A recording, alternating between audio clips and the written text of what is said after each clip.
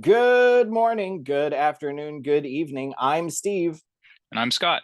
and welcome to another episode of The Last Podcast. How is everybody doing? More importantly, Scott, how you doing? Welcome to the show. I'm good, man. Yeah, I'm working on some new projects, so just chugging along. I finished up another issue of Second Shift, so I'm just waiting on my colorist to knock it out, and then we'll get that thing printed, but not before having the Kickstarter for it. So if you guys are paying attention in the month of March, just follow my social media, and hopefully the Kickstarter will be up at some point. I don't think it's going to be like the first week like I normally do. It's just I'm working on so many different projects all at once that it's just keeping me busy. Excellent. And when you get that Kickstarter out, definitely let us know, and I'll go ahead and have that link put up on the episodes that we have while you are doing the Kickstarter. So Right people on, like man. the show that want to help can go ahead and help. Uh, Appreciate with, it. with that, though, we're going to go and start the show as we normally do. We're going to jump into IMDb birthdays. Got lots of great birthdays today. I'm going to give you the actor/actress, and you can go ahead and give me how old you think they're turning. We're going to go ahead and start off with the actress, Emily Blunt. Ooh, um, Emily Blunt. She's the one married to John Krasinski, right? Krasinski. Yes, she is. She is married to Jim Halpert. Yes. So I'm gonna go ahead and say she is 43. Ooh, close, Scott. She's turning 40 today. Oh She's shit. turning 40. Sorry, Emily Blunt. I just How? figured Jim is closer, if not older than me. Okay. So I don't know. I don't I know don't. why I'm just making assumptions. No, that's okay. I mean, you can never really assume. Like with me and my wife. My wife is 6 years younger than I. Mm. So people always guess on that one. How about Mr. Josh Gad, the voice of that annoying snowman in Frozen? Oh, that guy. Josh Gad. I think he's younger. I'm gonna say around 34. It's 42.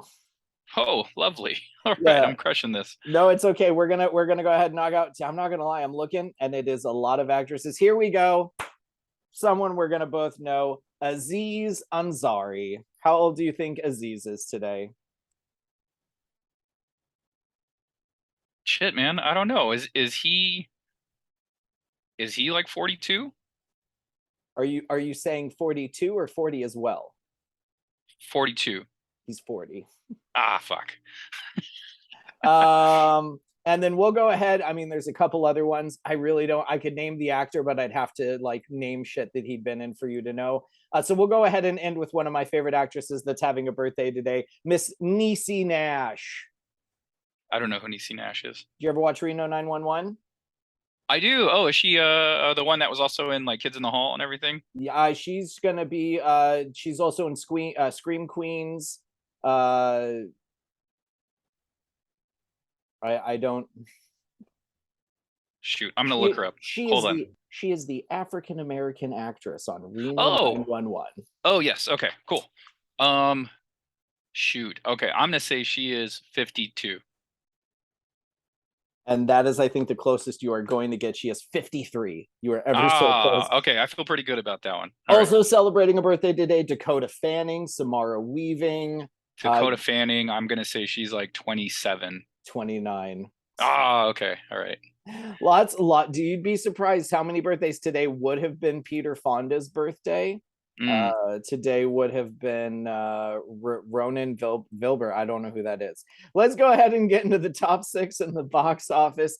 Some great ones. Movies that have actually dropped from the number one position, lower than where they were last week. But coming in at number six this week, a movie that we talked about last week that I very much enjoyed, 80 for Brady, 3.8 million in that one. Scott, have you had a chance to see 80 for Brady?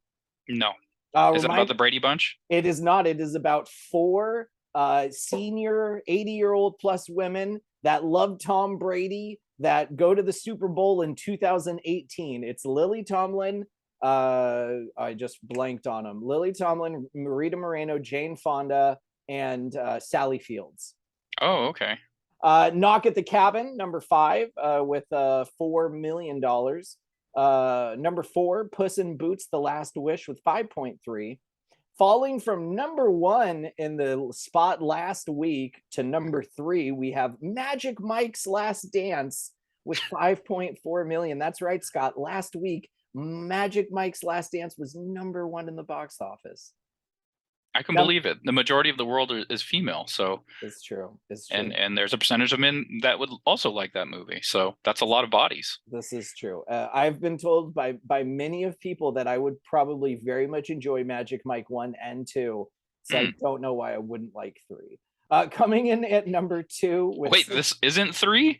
I didn't know there was a second one. I thought this was the second one. No, this is the third one. It's okay. Magic All Mike, right. Magic Mike XXL, in which, if you don't know, stars Kevin Nash as a male stripper. All right. He's like 55 or something in this movie. Bro, he has still got it. If you ask me, Josh Brolin's did a great job as, I believe, Bishop in Deadpool 2. Cable, pardon me, Cable. But if you wanted someone that actually looked like Cable in the comic book form that would have done a killer job, Kevin Nash. I can see that. If he was Bishop, there would be a race riot going on. I realized as I said yes, 100%. Avatar, The Way of Water is number 2 at 6.6 million. And coming in at number 1 with $106 million, the movie we are about to talk about, Ant-Man and the Wasp: Quantumania. Very good. Very good. I keep hearing how this is the second lowest rated of all of the Marvel movies, right under the Eternals. And it blows my mind. And it blows my mind for starters. I love the Eternals. I don't know how your personal feelings are on Eternals are. My girlfriend loved it. She loves origin stories, and that whole movie is origin story. It is a little slow moving, but I enjoyed it.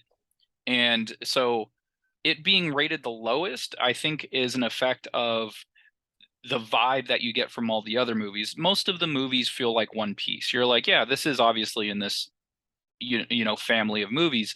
The only ones that are obviously very different are the Guardians of the Galaxy, and then even Thor Ragnarok. It's still, even though it's so different than the first one, it's still in the vein of the Marvel, the MCU. So I can see how the Eternals would be a turnoff for the people that are like, yeah, I'm going to go watch an MCU movie, and you just have this very slow moving, methodical movie kind of letting you know, hey, this is why they weren't in Infinity War. It's like they have to stay hidden. It's not their place to interfere with man, etc. So it's just very different than the other movies. So you could kind of see how those reviews would go that way. And but the older I get, the more I love a slow burn.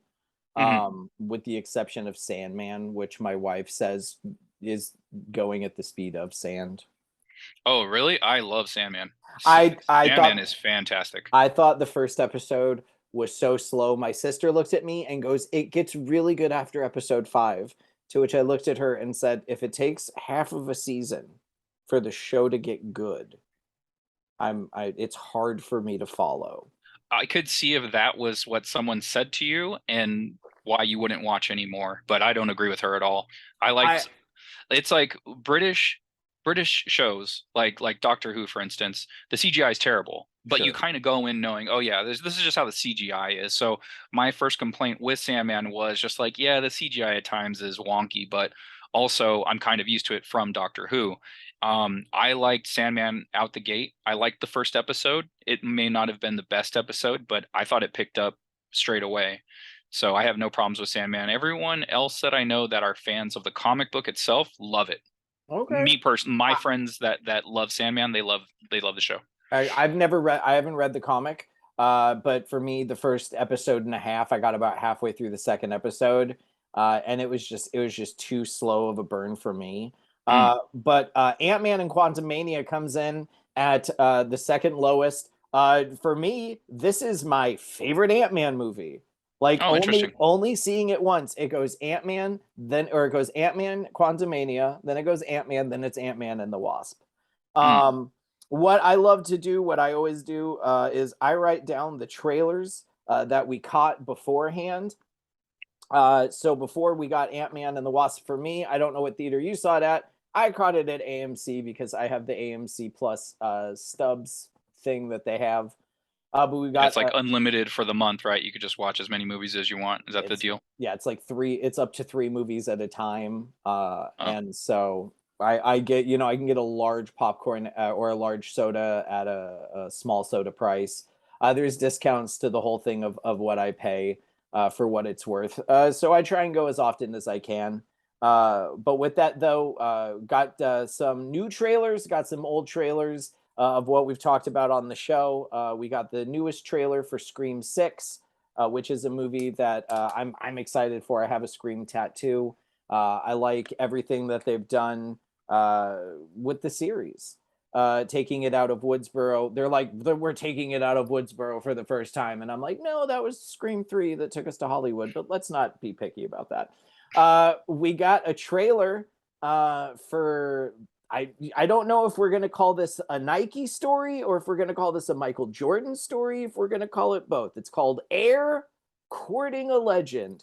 It's about the representative of Nike that went and found Michael Jordan as a young up and coming player, and it's the whole story of the Air Jordan. okay. Interesting. It looks like a very interesting, dramatic type film. We got John Wick 4, a movie that I'm super excited for, as I love all of the John Wick series. 65. Have you seen the trailer for 65 yet, Scott, for the new I have not. Adam Driver film? Oh, shoot. I think I've caught it.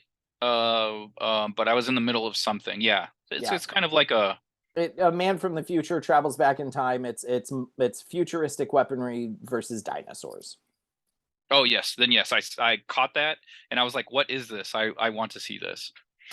We have the first full trailer for Super Mario Brothers, which I'm gonna say skeptical but excited for. I'm one of the few people, probably because it came out in 1993 when I was 11 years old, when I was 10 or 11. But I love the original Super Mario Brother movie. I'm very excited with the cast that they have for this, even with Chris Pratt giving his own version of whatever you want to call it. With for Mario, I think everybody is so used to it's a Mario, that like everyone's expecting this, a little Italian man that's gonna go around like that. That's what, and like they're giving us their own thing. I'm not gonna lie, Jack Black as Bowser sounds like Big Pete from Goofy. You know, when I saw the Pikachu movie, I was like, oh, I don't like this. Why does he sound like that? And then you watch the movie and then it's fine because you understand why. But I can see why people would be upset that Mario does not sound like Mario. That's kind of a big thing. But also it's I don't care Yeah, myself. Like I played those games growing up and it was just one of those things from childhood that it's just like it's whatever. It's like, yeah, that was the one thing I left in childhood. So it doesn't bother me. we got the trailer for the new Fast and the Furious film, which they're just calling Fast X, in which they're making Jason Momoa the bad guy, and whether or not he's in Fast 4 or 5, where they rob Rio de Janeiro. It looks like they're making him part of that whole storyline. Like they're just inserting him there. Okay. And much like when I ride the Fast and the Furious ride at Universal Studios, I audibly out loud started hysterically laughing. When I'm at Universal Studios, it is when Vin Diesel jumps from a moving car onto a helicopter. And it's just when if you watch the Fast X trailer, it's the thing that is so ridiculously unbelievable that I'm just not even going to talk about it. Yeah, he launches the car out of the helicopter and lands on other cars, right? Or something Well, stupid. it's what they Yeah, do I is saw it. it's like there's a helicopter and they throw like two magnets Oh on it yeah, and then he and they jumps bring a bridge and then the and they helicopter have and smashed together. yeah, Yeah. it's so Physics. it's yeah, it's so ridiculous. We Yeah, as are all those movies. oh yes.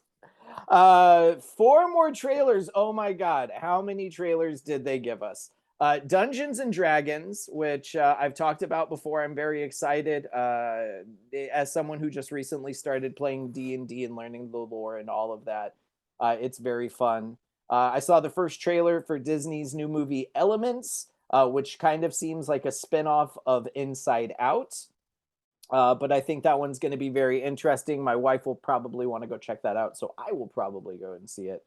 Got another trailer for Indiana Jones and the Dial of Time, which it's the same trailer. They're giving us just sneak peeks of what's happening and not a lot other than that. And then Guardians of the Galaxy Volume 3. And I have to say, every time I see that trailer, I cry.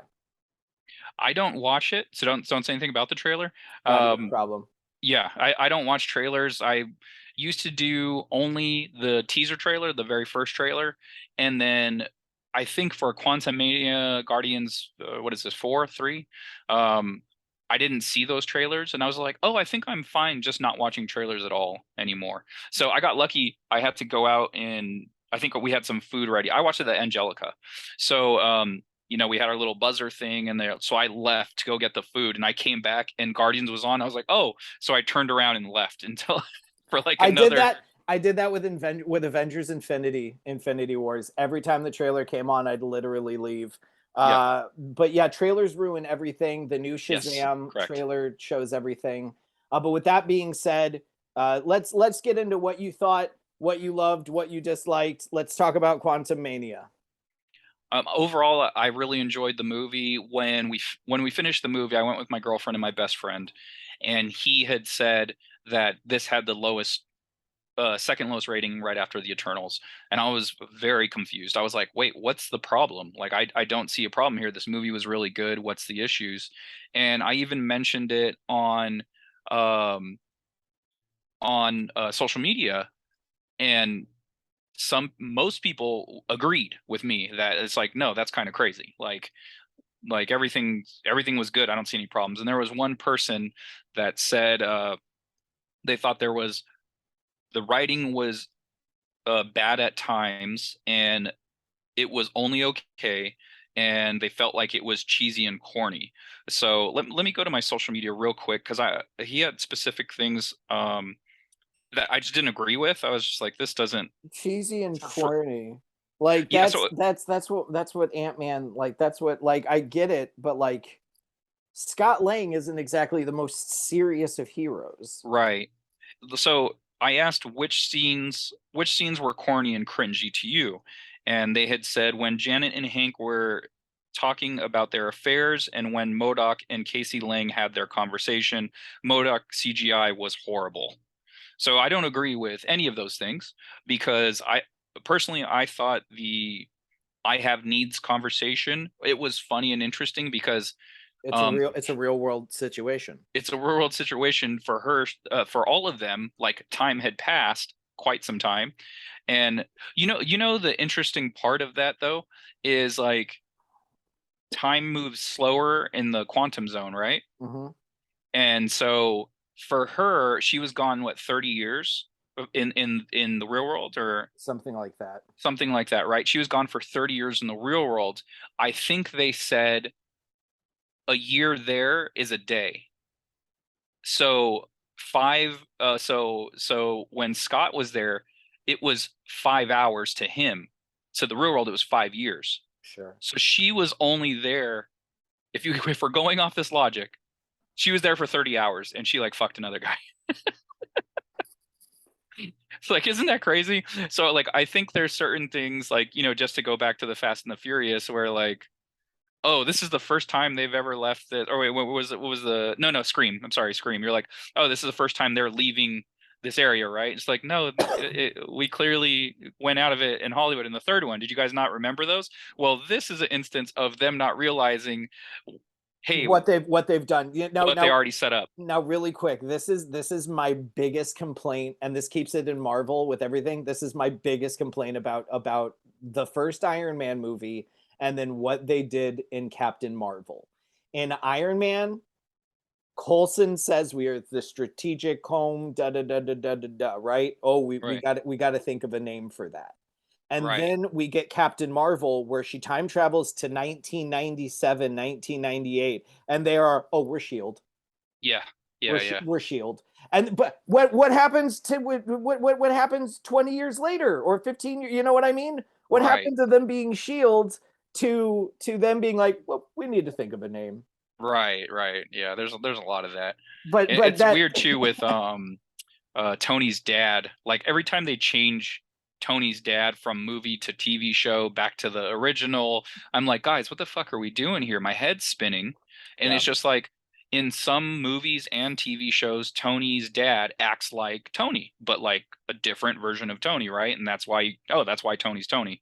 And he even looks like him. And then you get the older guy, and then you're just like, he acts nothing like the other actor does, and it doesn't make sense. It's like, can you guys just be consistent? Like his character has to be consistent. Maybe he's a different person or it's a different age, but he doesn't act like the guy that he did in these other movies. It it's just just it doesn't make sense. it's a multiverse. Oh, okay. All right. That's Oh, all. there it is.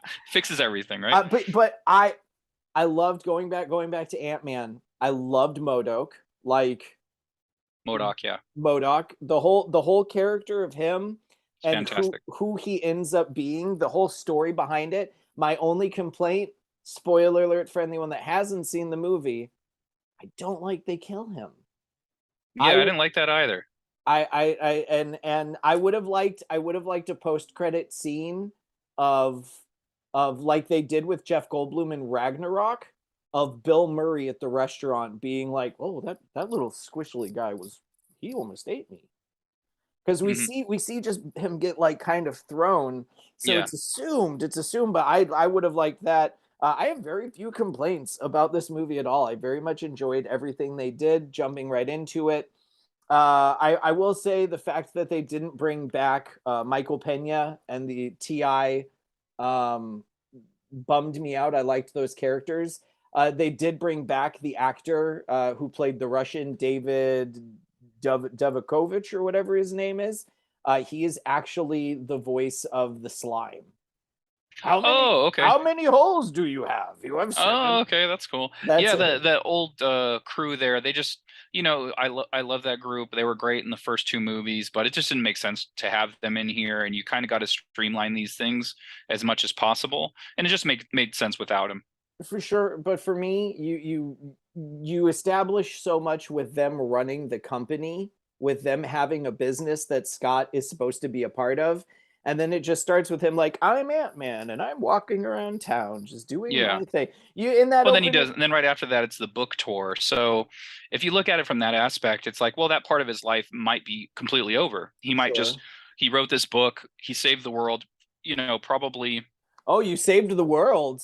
You know, you should you should You've write never a brought that book. up. You should write a book about that. You've never brought that up before. And yeah, so it's just like, okay, after you save the world, you write this book, then you have some kind of fame and he's making money off of that. It makes sense to be like, okay, my buddies, they have this business. And They're they all can into run it this on their own. security aspect. They can run it. So if he owns a part of it and he's making money off of it, so be it. So for me, it just makes sense. It's like, look, I have studio mates that I haven't done any projects with since quarantine. So it's just like it doesn't make them any less my studio mates, but when I throw books out there, they're not included because they didn't do anything on it. So, Sure. everyone moves at their own pace. So for me, it didn't even register to me that they weren't there. It's like I have tons of friends I don't see all the time. Doesn't make them not my friends. They're just not in this part of my life. So Sure. when I watched the movie, it wasn't even a second thought. It always registers to me. I'm not necessarily. Oh wow. Okay, gonna have to zoom that up. Ladies and gentlemen, apparently, since we're not pro, we got 10 minutes left. We can make this happen. We can That's do it. okay. So in reality, when you come down to Marvel on the spectrum of the full show, what are you where are you placing this? If you had to put it, not necessarily a number, would you say that this one is top 5, top 10 in It's your firmly in the middle of the Marvel scale. Here's something I'll say about this. And I think this is where you get that rating with those people. And I've talked to a couple of people, they're like, oh, it was fine. And like the person on my social media who said those things, it's like, okay, I don't agree with the MODOK CGI. I thought he looked awesome. Every time it was an audible gasp and squirm of excitement when he was on the screen when he first showed up. And I was the only one because I think I was in a theater. We watched it, I think, the following week from the release, right? Like 4 or 5 days after the release. And I was giddy as hell, and there was no one. You could hear a pin drop when he showed up on the screen. Like, oh, they're not like real comic book fans. They don't really get who he is. and then the reveal that it was Darren was amazing. So I have this film overall firmly in the middle, nowhere close to the bottom for me. I do love Ant-Man. The Ant-Man's movies, the series is one of my favorite series. Like I love the Captain America series, the Thor series, and Ant-Man. Ant-Man being probably one of my favorites. And the way I have them ranked is their number order. I love the first one. I love the second one. I love this one. And I think you know, if I watched it a couple more times, you can argue that 2 and 3 are, you know, switchable. You can mix those two up. It's not a big deal to me, but I just enjoyed all three of them so much. And honestly, like even the ending, which when it first happened, I was kind of like, oh, that was kind of a weird abrupt ending.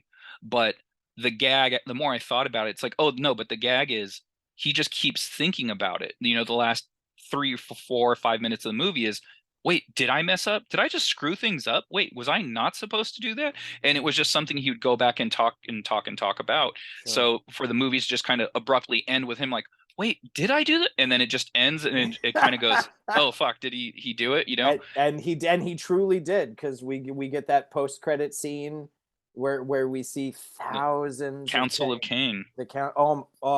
And the mere fact, I just saw it. So I had seen the trailer for Creed 3, and now I re-see. Once you learn who an actor is, and Yeah. then you see all the stuff, like they have the movie Devotion, and he's the main actor in the movie Devotion. But yeah, you just start seeing those actors everywhere. Everywhere. Yeah. And funny story, I don't know if you know this, he actually walked out of a Marvel meeting. He was sitting there years before he was like a couple years before he was approached for Kang. You can find I go on Geek Tyrant all the time. That's how I knew about like Michael Pena and all of them not being in Ant-Man the third one, because they kind of made a post about it and all of that. But yeah, you can find the article on Geek Tyrant about how he went to a Marvel meeting and everybody was just kind of sitting around and talking and not really giving him any attention, and he had just graduated college and he's like, I'm out of here, like whatever. And someone stopped him right as he was exiting, and it ended up all working out. Oh, okay. But as we do come to a close, where can people find you? What do you got? Plug I the actually hell out of yourself. I actually got a couple more things I want to say about the Oh movie. yeah, I feel like no. we didn't even talk about the movie that much. The one, if I had one You gripe, got you got 5 minutes. yeah, the one gripe that I have is Hope's hair. I could not stand her haircut in this movie, Okay. and by the end of it, I was used to it. That's not to say that I enjoyed it, but I was like, I'm used to it. It's fine. And then in the last scene, they like do something else with their hair where it's like dyed and highlighted. I'm like, what? Why do you keep messing with her hair? Like it's so terrible. It's like in the first movie she has the bob, which is like traditional Janet Van Dyne hair, and it's Sure. just like that's cool. Okay, that's like an ode because it's the daughter, right? Like I dig it. The second movie, her hair's grown out, like it even better. Just looks great, you know. And then the third one, it's this, and I'm just kind of like, all right, this is another ode to Janet from the comic. Okay, I guess I can get used to it. And then they just do something crazy at the end. And like, look, that's a nitpick. Like, I don't even. It's not even that big of a deal. You know, it's just, I don't know. It's just the one thing that I go. If you had to get one thing out of me that I disliked about that the movie, it was that. But beyond that, I was cool with everything. Oh, another thing that stood out was the actress that plays the daughter. She got changed from Infinity War. Yeah, or is it a yeah, Infinity War. In game. Endgame. That's right. Endgame. I'm sorry. Yeah, so it's a different actress, and the actress found out. I think I think from the trailer or something like that, or the announcement of it, and Damn. she wasn't, maybe not the trailer, but like the announcement of the movie, and she wasn't, you know, in it. So that kind of sucks. And I thought she was a very strong actress from Endgame, and I thought at times this actress was not as good. Sure. And I was just like, there were times where I was like, it's okay, it's okay. And like, I'm not one that actually notices that a lot. So for me to go, oh, okay, like that was like, I think the delivery, like we could have used a second take on that. But overall, there wasn't many instances of it. I think it was just like one or two scenes when she first kind of showed up, and then I kind of got used to her and everything was okay. Okay. I didn't even. I'm not even gonna lie. I didn't even notice. I didn't even notice it. So Yeah, I noticed because she had very thick eyebrows, and I guess that's the new thing now with girls, like these very natural thicker eyebrows, and that's fine. But I was just like, man, I think this girl needs to trim them, and you know, my best friend and my girlfriend was like, no, that's kind of the in thing right now, and I was like, oh, okay then, all right, like whatever. cool. Yeah. Really quick, because I know the time is wrapping up here for this. You have a little bit more time after that, because what we can always try is just ending this and then starting a new one, and then we have another like 10 minutes if you want. No, I think I got to wrap it up after No, that. that's fine then. Okay. And anything else that you really want to talk about with Ant-Man? If you were to give it a rating, 1 out of 10, what would you give it? I would give it a 7.5. Cool. If you told me 8, I wouldn't be mad at it. It's not a I 10, but I was gonna say 8. I'm not gonna lie. I was gonna say 8. oh, perfect. Yeah, yeah, I'm completely good with that. That's a solid rating. The people out there that dislike it, I'm sorry, you guys. Oh, okay. So my last point on this, and we'll wrap up, is the problem with people that are rating it lower is because they think everything is a culmination after Endgame. They're expecting phase one is the ground level, and then like the Infinity War saga, the Thanos saga, ends at what, phase four or something like that. Something like It that. was literally built up for 10.5 to 11 years to get you to Thanos. So the problem is a lot of people are feeling like, well, this is one level higher. No, no, we're back to We're ground back level to again. what? Yeah, yeah, This yeah. This these is all build up from here. Yes, these are like comic books. Think of them like comic books. You have a storyline, you build up to the end, and then the story's over. You don't start exactly where you left off right after that. No, it comes back to reality, and people And do then what you have they to do, build up and you everything build it new. back up. So think of this as ground one. So if you Perfect. think about it, but you think about these movies, the phase five, right? If you think about phase five like that, you won't be as disappointed, because I think where your expectations are far too high to what they're trying to do. It's like, no, guys, this is phase one again. Like, I think they should have renamed it. I think we're back at phase one. And then it can refresh people's minds to go, we're building up to this Kang storyline. This is the first level of it. This is the first chapter. This isn't the last chapter. Absolutely. Scott, thank you so much for coming on as we do wrap it up here. Quick wrap. I know you got Accidental Aliens, you got the second shift. Yes. You can find me at Scott Lost, SCOTTLOST, on Twitter and Instagram, facebook.com/Scott Lost. You can pick up my book, Second Shift, Minimum Wage Superheroes, at accidentalaliens.com, and Wanders Melisande, Anthropomorphic Dinosaurs versus Humans, also at accidentalaliens.com. Awesome. Scott, thank you so much for coming on. Ladies and gentlemen, this has been another episode of The Last Podcast You'd Want. And until next time, tip the veal, try the staff, and we'll see you then.